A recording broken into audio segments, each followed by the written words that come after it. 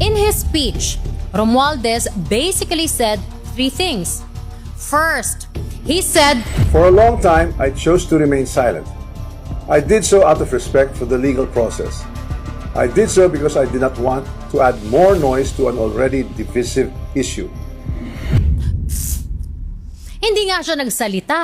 But did he not hire a spokesperson to face the media and the people on his behalf while he was Speaker of the House? Kaya nga binansagan natin siya, di ba? Na speaker who cannot speak for himself.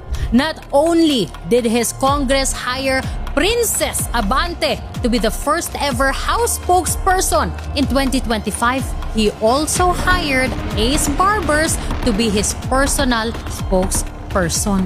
Budget is not done by the House of Representatives alone.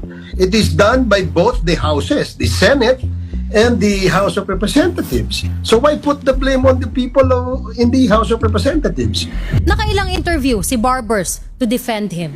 Walang direct na transaksyon at walang direct na pag-uusap mula dito sa mga nag-aakusa kagaya ni Mr. Diskaya kay Speaker Martin at saka kay Congressman Saldigo. In the Office of the Speaker is concerned sa pagiging caretaker, limitado ho sa ensuring that the services of the constituents of Congressman Barsaga will always be addressed, no?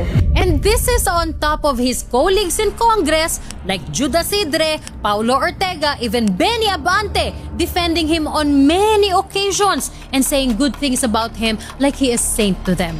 Speaker is our source of inspiration and our mentor and our guiding light. Siya po ang leader natin dito sa Kamara. Ngayon nananatili ang mayorya ng membro ng Kamara na sumusuporta sa programa at sa liderato ni Speaker Martin Romualdez.